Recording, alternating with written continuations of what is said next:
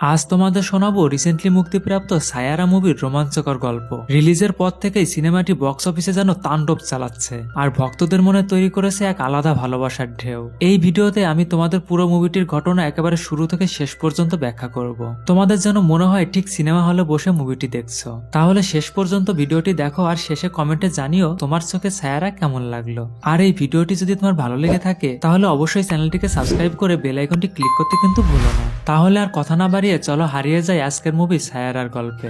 Movie শুরুতেই আমরা ভানি বাট্রাকে দেখতে পাই। সেই মূলত এই মুভির নায়িকা। ভানি জার্নালিজম নিয়ে পড়াশোনা করেছে এবং কলেজ লাইফ থেকে সে লিখতে খুব পছন্দ করে। কলেজে থাকতে মহেশ নামে এক সিনিয়রের সাথে তার সম্পর্ক ছিল আর আজ তাদের বিয়ের দিন, তাই সে ম্যারেজ রেজিস্ট্রি অফিসে অপেক্ষা করছিল। ভানির একটি ডায়েরি আছে আর সে তার জীবনের সবকিছু এই ডায়েরিতে লিখে রাখে। আজ ভানির চোখে হাজারো স্বপ্ন। সে তার ভালোবাসার মানুষটিকে বিয়ে করে নতুন জীবন সাজাবে। এদিকে তার বাবা মা ও মহেশের বাবা মাও এখানে এসেছে। এমন সময় মহেশ ভানিকে ফোন করে জানায় সে আসতে পারবে না, তার প্রমোশন হয়েছে, তাই সে আজকে আমেরিকা চলে যাচ্ছে। তখন ভানি বলে, এটা তো খুব খুশির সংবাদ, কিন্তু তুমি আগে বললে আমরা বিয়ের ডেটটা অন্য একদিনে দিতাম। যাই হোক, এখন তুমি ফিরে আসলে আমরা বিয়ে করব। তখন মহেশ সরাসরি বলে, দেখো ভানি, আমার পক্ষে বিয়েটা করা সম্ভব না, কারণ আমি অন্য একজনকে ভালোবাসি। আর এটা শোনার পর ভানির জীবনে সবকিছু যেন উলট পালট হয়ে যায়। সে সেখানেই অজ্ঞান হয়ে পড়ে যায়। এরপর দৃশ্য পরিবর্তন হয়ে চলে যায় 6 মাস পর। ভানি পুরনো স্মৃতিগুলো ভুলে যাওয়ার চেষ্টা করছে, কিন্তু অনেক চেষ্টার পরেও সে মহেশকে ভুলতে পারছিল না। কারণ আর যাই হোক, সে তো মহেশকে সত্যি ভালোবেসেছিল। এদিকে ভানির বাবা মা ওকে খুব সাপোর্ট করতে থাকে, যেন সবকিছু ভুলে ও আবার সামনের দিকে এগিয়ে যেতে পারে। যাই হোক, ভানি একটি নিউজ চ্যানেলে অ্যাপ্লাই করেছিল এবং আজ তার ইন্টারভিউয়ের জন্য কল আসে। ভানির বাবা তাকে নিউজ চ্যানেলের অফিসে ড্রপ করে দিতে যাচ্ছিল। তখন ভানির বাবার কথা শুনে আমরা জানতে পারি ইদানিং ভানি খুব ছোটখাটো জিনিস ভুলে যাচ্ছে। এদিকে তারা যেতে যেতে ভানি বাইকে একটি ছেলেকে দেখতে পায়। ছেলেটি সিগারেট টানতে টানতে বাইক রাইড করছিল। এরপর ভানির বাবা তাকে ওই নিউজ চ্যানেল অফিসের সামনে ড্রপ করে চলে যায়। ভানি গাড়ি থেকে নেমে দেখে তার জুতার ফিতা খুলে গিয়েছে। তো ফিতা বাঁধার জন্য সে হাতের ডায়েরিটা পাশে রেখে দেয়। এমন সময় সে ওই ছেলেটিকে আবার দেখতে পায়। তবে ছেলেটিকে দেখা মাত্রই ভানি কেন যেন খুব তাড়াতাড়ি করে অফিসের ভিতরে চলে যায়। আর এই তাড়াহুড়ো করতে গিয়ে ভানি তার ডায়েরিটা ভুলে রেখে যায়। কিন্তু ছেলেটি সেখান দিয়ে যাওয়ার সময় ডায়েরিটা দেখতে পায়। ভানি অফিসে ঢুকে ইন্টারভিউ দিতে থাকে। যদিও ভানি জার্নালিজমে টপার ছিল, তবুও তাকে বলা হয় এখানে কাজ করতে হলে তোমার ট্যালেন্টের সাথে ইগো থাকতে হবে, কারণ ম্যাক্সিমাম টাইম আমাদের ফিল্ম স্টার বা বড় বড় গায়কদের ইন্টারভিউ নিতে হয়, তাই ইগো থাকাটা খুব দরকার। ইন্টারভিউ শেষে ভানিকে বলা হয় আমরা আপাতত তোমাকে ইন্টার্নশিপ হিসেবে রাখছি। তো ভানি চলে যাচ্ছিল, এমন সময় ওই ছেলেটি ডায়েরি হাতে আসে এবং তাকে ডায়েরিটি দিয়ে দেয়। এরপরেই যে লোকটি ভানির ইন্টারভিউ নিচ্ছিল ওই লোকটিকে ওই ছেলেটি উদম কেলাতে থাকে। আর এখানে আমরা জানতে পারি এই ছেলেটির নাম হচ্ছে ক্রিশ কাপুর। সে একজন মিউজিক আর্টিস্ট। ক্রিশের জোশ নামে একটি মিউজিক ব্যান্ড আছে, তারা কয়েকজন ফ্রেন্ড মিলে ব্যান্ডটিকে চালায়। যদিও ব্যান্ডের গানগুলো সে নিজেই কম্পোজ করে এবং নিজেই লিড রোল প্লে করে, কিন্তু নিউজে তাদের ব্যান্ডের মেইন গায়ক হিসেবে অন্য একটি ছেলের নাম এসেছে, কারণ ওই ছেলেটির বাবা এই নিউজ চ্যানেলে টাকা দিয়ে তার ছেলেকে সামনে নিয়ে এসেছে। এজন্যই ক্রিশের মেজাজ খারাপ হয়ে যায় আর অফিসে এসে এই লোকটিকে পেটাতে থাকে। আর মারামারি শেষে চলে যাওয়ার সময় সে ভানিকে বলে তুমি খুব ভালো লিখতে পারো। তার মানে এই সময়ের ভেতরে ক্রিশ ভানির ডায়েরির কিছু অংশ পড়েছে। এদিকে ক্রিশদের আজকে একটি পারফর্ম করার কথা, কিন্তু সে এসেই ওই ছেলেটির সাথে ঝামেলা বাঁধায়। কারণ ক্রিশের কথা, সব কাজ আমি করি আর নাম হয় তোর, আমাকে ছাড়া তোরা কিছুই না, এমনকি আমাকে ছাড়া তোদের ব্যান্ডও টিকবে না। অন্যদিকে ক্রিশ যে অফিসে গিয়ে মারামারি করেছে সেই ভিডিওটা ভাইরাল হয়ে গিয়েছে, তাই ওদের ব্যান্ডের নামে বদনাম হচ্ছে। এইসব দেখে ব্যান্ডের অন্য সদস্যরা বলে তুই একাই যেহেতু সব কাজ করিস তাহলে এই ব্যান্ডে তুই একাই থাক। এই বলে ক্রিশকে একা রেখে তারা সবাই চলে যায়। আর ক্রিশ ছিল অনেক বেশি জেদি, তাই সে অটো মিউজিক সেট করে একাই পারফর্ম করতে থাকে। আর ক্রিশের এই সিঙ্গেল পারফরমেন্স সুপার হিট হয়ে যায়। আর পারফরমেন্স শেষে সবাই চলে গেলেও ক্রিশের ফ্রেন্ড ভিকি সেখানে থেকে যায়। সে ক্রিশকে অনেক বোঝানোর চেষ্টা করে। সে বলে দেখ ভাই, আমাদের সবাইকে এক থাকতে হবে। আর সে কোনোভাবে ক্রিশকে বুঝিয়ে পরের দিন একটি সেটে নিয়ে যায়। এই সেটটি মূলত প্রিন্স নামের একজন হিপ হপ সিঙ্গারের এবং এই সিঙ্গারটি ইউটিউবে প্রচুর পপুলার। তার প্রতিটি গান ইউটিউবে 100 মিলিয়ন ভিউজ ক্রস করে। আর ওরা চায় প্রিন্সকে কনভিন্স করে তার সাথে একটি মিউজিক প্রডিউস করতে, যাতে করে প্রিন্সের মতো ওরাও রাতারাতি পপুলার হয়ে যায়। তো ভিনি নামের একজন ওদের সাথে কথা বলতে আসে। ভিনি মূলত প্রিন্সদের মতো বড় বড় সিঙ্গারদের ম্যানেজ করে থাকে এবং তার নিজের একটি বড় রেকর্ডিং কোম্পানিও আছে। সে বলে এবার যে মিউজিক ফেস্টিভ্যাল হবে সেখানে প্রিন্স গান গাইবে, কিন্তু প্রিন্স একই ধরনের গান গাইতে গাইতে এখন বোর হয়ে গেছে, তাই প্রিন্স এখন নতুন মিউজিক আর্টিস্ট খুঁজছে। কিন্তু ক্রিশ ওদের চালাকিটা ধরে ফেলে। সে বলে গান লিখবো আমি, কম্পোজ করব আমি, আর নাম হবে তোমাদের, সেটা হবে না। আমি তোমাদের সাথে কাজ করতে রাজি আছি, তবে আমাকে ক্রেডিট দিতে হবে। হবে এবং সোশ্যাল মিডিয়ায় প্রমোশনের সময় আমিও প্রিন্সের সাথে থাকবো। এসব কথোপকথনের শেষে হঠাৎ ক্রিসের চোখ পড়ে ভানির দিকে। ভানি এখানে এসেছে প্রিন্সের ইন্টারভিউ নিতে, কিন্তু সিকিউরিটি তাকে ভিতরে ঢুকতে দিচ্ছে না। তখন ক্রিস এগিয়ে গিয়ে ভানির হাত ধরে তাকে ভিতরে নিয়ে আসে। তবে ভানি প্রিন্সের ম্যানেজার ভিনির সাথে কথা বলতে যাওয়ার সময় ডায়েরিটা ক্রিস চেয়ে নেয় এবং ডায়েরিতে ভানির লেখা প্রথম গানটি গাইতে শুরু করে। আর গান শুনে সবার নজর চলে যায় ক্রিসের দিকে, এমনকি প্রিন্সেরও এই গানটা খুব ভালো লাগে। প্রিন্স বলে এর পরবর্তী লাইন কি হবে? ক্রিস বলে আমি জানি না, যে লিখেছে সে বলতে পারবে। এই কথা বলে সে ভানিকে দেখিয়ে দেয় এবং এরপর তাদের মধ্যে একটি চুক্তি হয়। চুক্তিটি হচ্ছে ভানি ক্রিসকে একটি গান লিখে দেবে, কিন্তু গানটি রিলিজ হওয়ার আগে ভানিকে প্রিন্সের একটি এক্সক্লুসিভ ইন্টারভিউ দিতে হবে এবং সবাই এতে রাজি হয়ে যায়। তো দৃশ্য পরিবর্তন হলে আমরা দেখতে পাই ভানি ক্রিসের স্টুডিওতে যায়। তবে গিয়েই ভানি ক্রিসকে জানিয়ে দেয় যা কাজ আছে রাত 8:30টার ভিতরে শেষ করতে হবে, কারণ 8:30টার পরে আমি এখানে থাকবো না। আর আমার সামনে সিগারেট খেতে পারবেন না আর গালিও দিতে পারবেন না, কারণ আমি এগুলো একদম পছন্দ করি না। ক্রিস বলে আচ্ছা ঠিক আছে। এরপর ভানি বলে আপনি কি ধরনের গান চাচ্ছেন? তখন ক্রিস বলে তোমার ডায়েরির প্রথম সেরা পাতাতে যে গানটি আছে ওইটাই আমি চাই।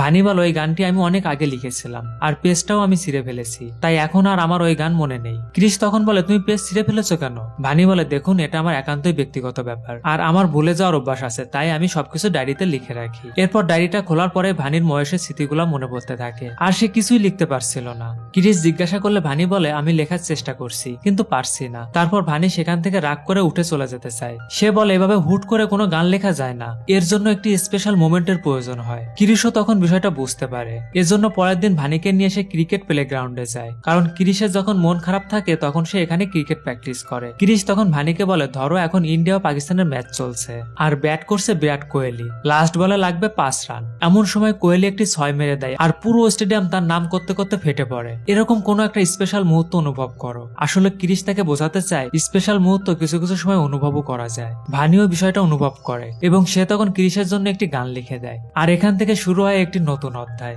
ভানি গান লিখতে থাকে আর ক্রিস সেগুলোকে কম্পোজ করতে থাকে আর এভাবে চলতে চলতে ভানি ক্রিসের সাথে আরো বেশি কানেক্ট হয়ে যায়। আর এতদিন পর ভানি আবারও হাসতে পারে, সে আবারও স্বপ্ন দেখতে শুরু করে। এরপর একদিন ওরা যখন স্টুডিওতে যাচ্ছিল তখন রাস্তার সিগন্যালে একটি মাতাল ব্যক্তিকে দেখতে পায় এবং তাকে দেখে ক্রিসের মন খারাপ হয়ে যায়। যাই হোক স্টুডিওতে গিয়ে ক্রিস ফাইনাল গানটি শোনানোর পর প্রিন্স বলে আমার গান হবে আর সেখানে র্যাপ থাকবে না, সেটা হতে পারে না, এই গানের ভিতরে র্যাপ অ্যাড করতে হবে। ক্রিস বলে আচ্ছা ঠিক আছে হয়ে যাবে। কিন্তু দৃশ্য পরিবর্তন হলে আমরা দেখতে পাই ভানি বলছে এত কষ্ট করে গান লিখলাম আর ওর বলাতে সব চেঞ্জ করতে হবে। ক্রিস তখন বলে দেখো তুমি গান লিখেছো যাতে তুমি প্রিন্সের সাথে একটি এক্সক্লুসিভ ইন্টারভিউ নিতে পারো, আর আমি গানটি কম্পোজ করেছি যাতে গানটি হিট হয়ে যায় প্রিন্স গানটিকে গায়, আর গানের ভিতরে র্যাপ না থাকলে প্রিন্স গানটি গাইবে না। ভানি তখন বলে ওকে বুঝাইতে হবে এই গানটির ভিতরে একটি ফিলিংস আছে আর গানটি যদি চেঞ্জ করা হয় তাহলে হয়তো প্রিন্স গানটি গাইবে, কিন্তু তুমি কি সন্তুষ্টি পাবে? ক্রিস বলে আমার সন্তুষ্টি লাগবে না, আমার টাকা লাগবে।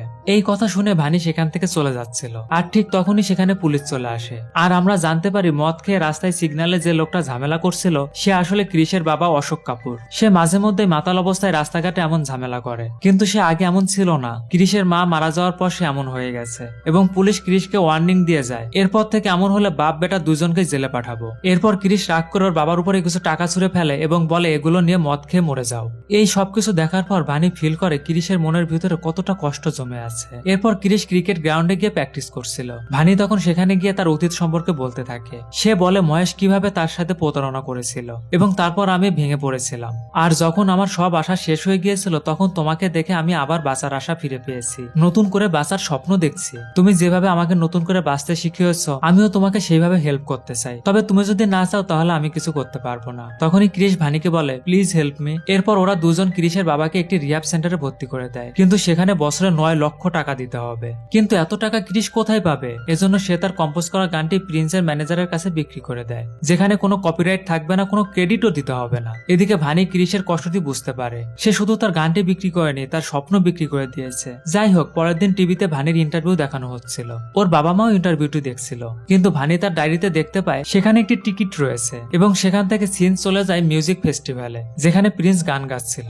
আর এই গানটা যে তৈরি করেছে সে আর 5টা সাধারণ দর্শকের মতো দাঁড়িয়ে আছে। ভানি সেখানে ক্রিসকে দেখতে পায় আর মানুষের ধাক্কাধাক্কিতে তারা এতটাই কাছে চলে আসে যে নিজেদের আবেগ আর কন্ট্রোল করতে না পেরে একে অপরকে কিস করে দেয়, আর এরপরে তাদের রুম ডেটও হয়ে যায়। যাই হোক এর পরের দিন ক্রিস তার বন্ধুদের সাথে দেখা করে এবং পিছনে সবকিছু ভুলে গিয়ে আবার নতুন করে মিউজিক স্টার্ট করে। এদিকে ভানি গান লিখতে থাকে আর ক্রিস কম্পোজ করতে থাকে। এভাবেই তারা নতুন একটি গান তৈরি করে ফেলে। এরপর একদিন ক্রিস ভানিকে তার বাড়িতে ড্রপ করে দিতে যাচ্ছিল, এমন সময় ভানির বাবা মা তাকে দেখে ফেলে এবং এমনই একটা মুহূর্ত যখন ক্রিস সিগারেট টানছিল। টানছিল। এরপর ভানি বাসায় গেলে তার মা তাকে বলতে থাকে অলরেডি একটা ছেলের সাথে সম্পর্ক করে তোর জীবন শেষ করতে বসেছিলি, আবার এখন এমন একটা ছেলের সাথে সম্পর্ক করছিস যে কিনা রাস্তায় দাঁড়িয়ে বড়দের সামনে সিগারেট টানে। আমার তো মনে হয় এই ছেলেটাও 2 দিন পরে তোকে ছেড়ে চলে যাবে। এদিকে ভানি ওর ব্যাগটা ভুলে বাইকে রেখে এসেছিল এবং ক্রিস সেটা দিতে আসলে ভানির মায়ের সব কথা শুনতে পায়। তবে ভানি ওর মায়ের সব কথা শুনতে শুনতে আর সহ্য করতে না পেরে সেন্সলেস হয়ে পড়ে যায়। তখন ওকে হাসপাতালে নিয়ে যাওয়া হয় এবং ডাক্তাররা কিছু টেস্ট করে। তবে ডাক্তার বলে ভয়ের কিছু নেই, তবে ওকে একজন নিউরোলজিস্ট দেখান।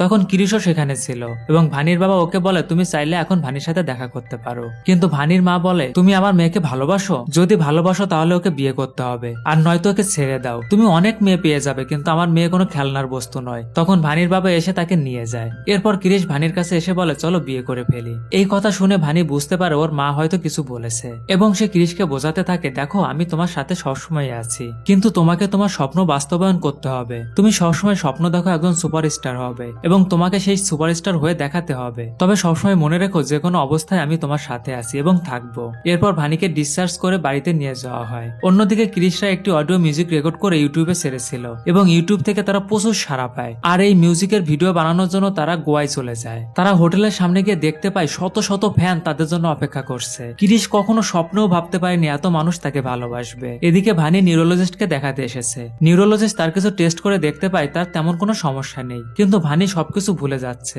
এমনকি আজকে ডেটটাও তার মনে নেই। তখন ডাক্তার তাকে বলে তোমার আলজাইমার হয়েছে, তুমি আস্তে আস্তে সব ভুলে যাবে। এখন হয়তো শুধু কিছু বিষয় ভুলে যাচ্ছ, কিন্তু আস্তে আস্তে তোমার কাছের মানুষগুলাকেও তুমি ভুলে যাবে। এরপর ভানি বাড়ি ফিরে আসছিল। তখন ক্রিস ফিরে এসে তার সাথে দেখা করতে আসে। সে ভানিকে তার সাকসেসের কথা বলতে থাকে। সে বলে আমি সারা জীবন যে স্বপ্নটি দেখেছি সেটি বাস্তবায়ন হতে যাচ্ছে। সারা দেশের মানুষ আমাকে চিনবে, আমার গান শুনবে, আর সেই দিন খুব কাছে চলে এসেছে। ভানি ক্রিসের কাছ থেকে এসব কথা শোনার পর ভানি আর তার সমস্যার কথা জানাতে পারে না, নিজের মধ্যেই চেপে রাখে। এরপর ভানি তার অফিসে চলে যায় এবং অফিসে যে জানতে পারে তার কোম্পানিতে নতুন একজন ইনভেস্টর এসেছে এবং এখন সে তার কোম্পানির একজন পার্টনার। এরপরে ভানি দেখতে পায় সেই ইনভেস্টর আর কেউ নয়, সেই মহেশ, যে একদিন তাকে ধোকা দিয়ে চলে গিয়েছিল। মহেশকে দেখে ভানি একদম স্তব্ধ হয়ে যায়। সে কি করবে বুঝতে পারছিল না। এদিকে মহেশ ভানিকে একটি পার্টিতে ইনভাইট করে। এরপর ভানি ক্রিসের বাসায় চলে আসে এবং দেখতে পায় ক্রিস একটি প্রোগ্রামে যাওয়ার জন্য প্রস্তুতি নিচ্ছে। তখন সে ক্রিসকে বলে চাকরিটা আমি ছেড়ে দিব। ক্রিস জিজ্ঞাসা করে কেন, কিন্তু ভানি মহেশের কথা বলতে চায় না, তাই সে ওভার রিয়াক্ট করে বক বক করতে করতে ক্রিসের জামা কাপড় ব্যাগে ভরতে থাকে। তখন ক্রিস বলে তুমি আবার আমার জামা কাপড় গোছাচ্ছ কেন, একটু আগেই তো আমরা একসাথে জামা কাপড় গুছিয়েছি। ভানি তখন বুঝতে পারে তার রোগটি তাকে পেয়ে বসেছে। এদিকে ক্রিসও বুঝতে পারে ভানির কিছু একটা হয়েছে, তাই সে যাবার আগে ভানিকে জিজ্ঞাসা করতে থাকে কি হয়েছে তোমার, আমাকে খুলে বলো। কিন্তু ভানি কিছু না বলে হাসি মুখে তাদেরকে বিদায় দেয়। এর পরের সিনে আমরা দেখতে পাই ভানি পার্টিতে যোগ দিতে গেছে। মহেশ সেখানে ভানিকে তাদের অতীতের একসাথে কাটানো সময়ের কথা বলতে থাকে এবং ভানিকে ইউজ করার জন্য তাকে পটাতে থাকে। আর এই মুহূর্তে ভানির সাথে একটা অদ্ভুত ঘটনা ঘটে যায়। যেমনটা ডক্টর বলেছিল, সে তার অতীত ও বর্তমান গুলিয়ে ফেলবে। সে বুঝতে পারবে না কোনটা অতীত আর কোনটা বর্তমান। ভানি বর্তমানে সবকিছু ভুলে যায়। সে ভাবে সে হয়তো এখনো মহেশের সঙ্গে রিলেশনশিপে আছে। সে মহেশকে বলে আমরা তো বিয়ে করতে চলেছি তাই না? তখন মহেশ বলে আমরা বিয়ে করব, তুমি কি মজা করছো? ভানি তখন রেগে বলে মানে, তুমিই তো আমাকে বলেছিলে আমরা বিয়ে করব, তোমার বাবা মা কি তোমাকে কিছু বলেছে? মহেশ তখন বলে এইসব বিষয়ে আমরা পরে কথা বলবো, তুমি এখন আমার হাতটা ছাড়ো। ভানি তখন উচ্চ স্বরে বলতে থাকে পরে কেন কথা বলতে হবে, যা বলার এখনই বলো। এদিকে পার্টিতে থাকা সবাই এই বিষয়গুলো দেখছিল।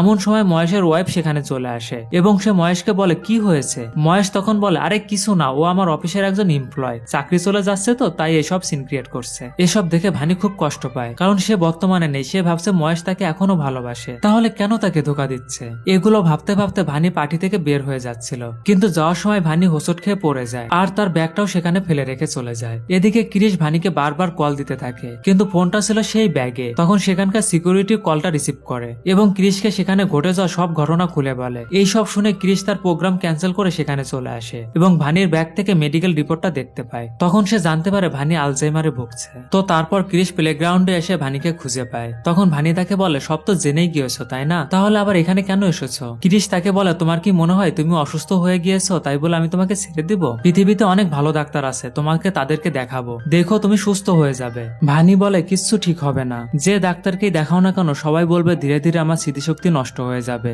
যার জন্য আমি নতুন করে বাঁচতে শিখেছি, যাকে আমার মন প্রাণ দিয়ে ভালোবেসেছি, তাকেই আমি আস্তে আস্তে ভুলে যাব। তুমি চলে যাও ক্রিস, তোমার একটি সুন্দর ভবিষ্যৎ রয়েছে, আমি সেটাকে নষ্ট করতে চাই না। ক্রিস বলে জাহান্নামে যাক আমার ভবিষ্যৎ, আমি শুধু এখন এই বর্তমানটাকেই দেখতে পাচ্ছি। কি আর হবে, তুমি একটা স্মৃতি ভুলে যাবে, তাতে কি হয়েছে? আমরা 10টা স্মৃতি তৈরি করব। তুমি যতবার স্মৃতি ভুলে যেতে থাকবে আমরা ততবার নতুন নতুন স্মৃতি তৈরি করতে থাকবো। আমি তোমাকে ভালোবাসি আর যে কোনো মূল্যে আমি তোমার সাথেই থাকতে চাই। ক্রিসের মুখ থেকে এসব কথা শুনে ভানি ক্রিসকে জড়িয়ে ধরে অঝরে কাঁদতে থাকে। এরপর ভানিকে আবার ডাক্তার দেখানো হয়। ডাক্তার বলে ওকে টেনশন মুক্ত থাকতে হবে, সব থেকে ভালো হয় যদি ওকে দূরে কোথাও থেকে ঘুরে আনা হয়। ক্রিস তখন ভানির বাবা মার কাছ থেকে পারমিশন নেয় এবং ভানিকে দূরে শান্ত নিরিবিলি একটি জায়গায় নিয়ে যায়। সেখানে তারা খুব সুখে শান্তিতে সময় কাটাতে থাকে। এরপর ক্রিসের ব্যান্ডের এক বন্ধু ওকে জানায় সামনে বড় একটি মিউজিক কনসার্ট রয়েছে এবং ওকে সেখানে যেতে হবে। তো পরবর্তীতে ক্রিস ভানিকে নিয়ে সেখানে যায়। এই প্রথম ক্রিস এত বড় কোনো লাইভ কনসার্টে পারফর্ম করবে, কিন্তু ক্রিস একটু নার্ভাস ফিল করছিল। তাই ভানি তাকে সাহস যোগাতে থাকে এবং বলে আজ তোমার জয়ের দিন, তুমি স্টেজে পারফর্ম করবে আর আমি দর্শক সারিতে দাঁড়িয়ে প্রাণ ভরে উল্লাস করব।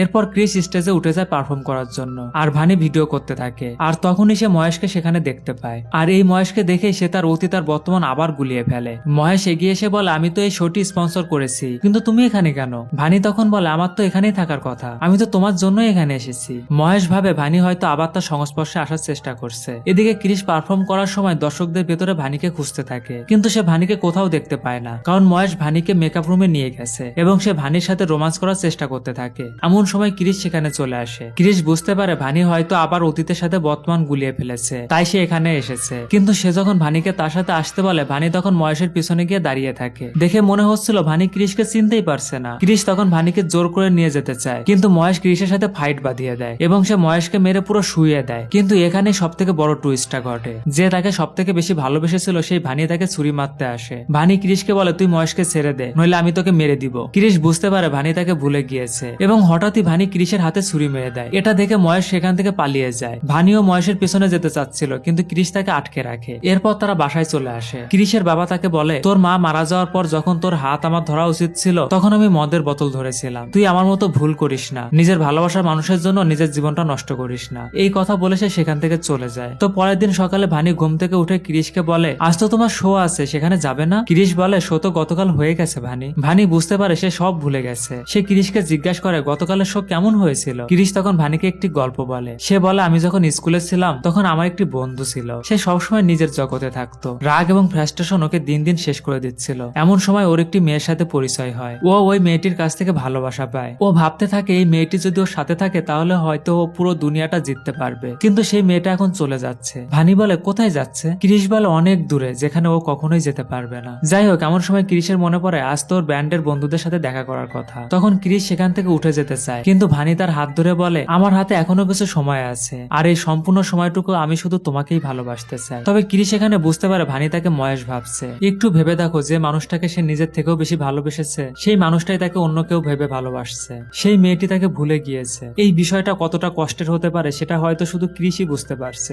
সত্যি মুভির এই জায়গার আবেগটা পুরো অন্য লেভেলের ছিল। যাই হোক, এরপর ক্রিস ওর ব্যান্ডের মেম্বারদের সাথে দেখা করতে আসে আর বলে আমার পক্ষে আর ব্যান্ডের সাথে থাকা সম্ভব হচ্ছে না, আমি ব্যান্ড ছেড়ে দিচ্ছি। তখন ক্রিসের ফ্রেন্ড ওকে বলে দেখ ভানির দায়িত্ব তোর না, এর জন্য ওর ফ্যামিলি আছে, তুই ওকে ছেড়ে দে আর আমাদের সাথে চল, যেখানে তোর সাকসেস তোর জন্য অপেক্ষা করছে, লাখ লাখ মানুষ তোর নাম নিচ্ছে। ক্রিস তখন বলে কিন্তু ওখানে তো ভানি থাকবে না, তাই না? ও আমার নাম নিবে না, বরং দিন দিন ও আমাকে ভুলে যাচ্ছে, কিন্তু আমি ওকে কখনো ভুলবো না। ও আমাকে যতটা ভালোবাসা দিয়েছে তা আমি আর কোথাও পাবো না, আর আমি ওকে ছাড়তেও পারবো না, আমি ওর দুনিয়াতেই থাকবো। এরপর ক্রিস বাসায় ফিরে এসে ভানিকে খুঁজতে থাকে, কিন্তু কোথাও পায় না। ভানি যেন পুরো ভ্যানিশ হয়ে গেছে। এরপর ক্রিস ভানির বাবা মাকে জানায় এবং সবাই মিলে থানায় খবর দেয়, কিন্তু এরপর অনেকদিন পার হয়ে গেল ভানিকে আর খুঁজে পাওয়া যায় না। এদিকে ভানিকে খুঁজে পাওয়ার জন্য ক্রিস এখন অপেক্ষা করছে। এরপর ক্রিস ওই বাসায় চলে আসে যেখানে ওরা একসাথে ছিল। তখন সেখানে ও একটা ডায়েরি খুঁজে পায় এবং দেখে এটা ভানির ডায়েরি। ভানি সেখানে একটি গান লিখে গেছে। ডায়েরিটা পেয়ে ক্রিস আবার স্টুডিওতে ফিরে আসে এবং ব্যান্ডের মেম্বারদের বলে এই গানটি কম্পোজ করব, তোরা পুরো দুনিয়াতে এই গানটি ছড়িয়ে দে। আমার বিশ্বাস এই গানটি যদি ভানির কানে যায় তাহলে ও অবশ্যই আবার আমার কাছে ফিরে আসবে। এরপর ওরা গানটি তৈরি করে এবং সিন চলে যায় 1 বছর পর। ক্রিস এখন অনেক বড় একজন সুপারস্টার এবং আজ সে একটি বড় লাইভ কনসার্ট করবে, কিন্তু এখনো সে ভানিকে এক মুহূর্তের জন্য ভুলতে পারেনি। তার বিশ্বাস ভানি একদিন না একদিন তার কাছে ফিরে আসবেই। এরপর ক্রিস লন্ডনে যায় একটি শো করার জন্য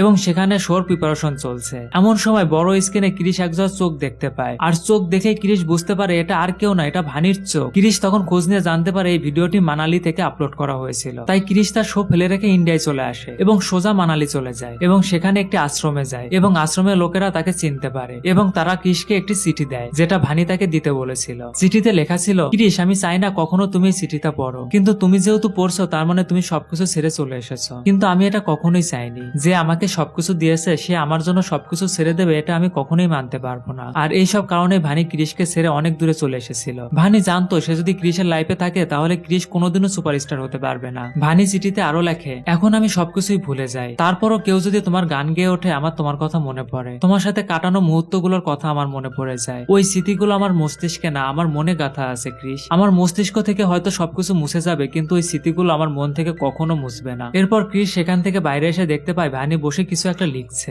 আসলে ভানি যেহেতু জানতো সে সবকিছু ভুলে যাবে, তাই সে ক্রিশের সাথে কাটানো স্মৃতিগুলো লিখে রাখতো। ভানি এখন ক্রিশকে দেখে আর চিনতে পারছে না। পাশে কিছু বাচ্চারা ক্রিকেট খেলছিল। ক্রিশ তখন ভানিকে সেখানে নিয়ে যায় আর সেই কথাগুলো বলতে থাকে যে লেখার জন্য একটু অনুভূতি লাগে, একটা মুহূর্ত লাগে, এবং সেসব কথা বলতে থাকে যেগুলো সে সেই ক্রিকেট গ্রাউন্ডে বলেছিল। এরপরে একটা মিরাক্কেল ঘটে। আসলে বলে না যে ভালোবাসায় সবকিছুই সম্ভব, ঠিক তেমনি হঠাৎ ভানি ক্রিশকে চিনতে পারে এবং দৌড়ে এসে তাকে জড়িয়ে ধরে। এরপরে সে ভানিকে সাথে করে নিয়ে লন্ডনে চলে আসে এবং তার কনসেপ্টটি কমপ্লিট করে, এবং এরপর সে ভানিকে তার মনের মতো করে সাজিয়ে বিয়ে করে। আর এভাবে তাদের ভালোবাসাটা পূর্ণতা পায়। তো সবশেষ আমরা বুঝতে পারি ভালোবাসা শুধু উপস্থিত থাকার নাম নয়, বরং একে অপরের জন্য নিঃস্বার্থভাবে পথ চলার প্রতিশ্রুতি। সময়, দূরত্ব আর ভুল বোঝাবুঝি আমাদেরকে আলাদা করতে পারে, কিন্তু সত্যিকারের অনুভূতি সব বাধা পেরিয়ে আবার মিলিয়ে দেয়। ভালোবাসা তখনই পূর্ণ হয় যখন আমরা একে অপরের হারানোর ভয় না পেয়ে ধরে রাখার সাহস পাই। তো এই ভিডিওটি যদি তোমার ভালো লেগে থাকে তাহলে অবশ্যই সাবস্ক্রাইব করে বেল আইকনটি ক্লিক করতে ভুলো না। আশা করি সবাই ভালো থাকবে। Take care.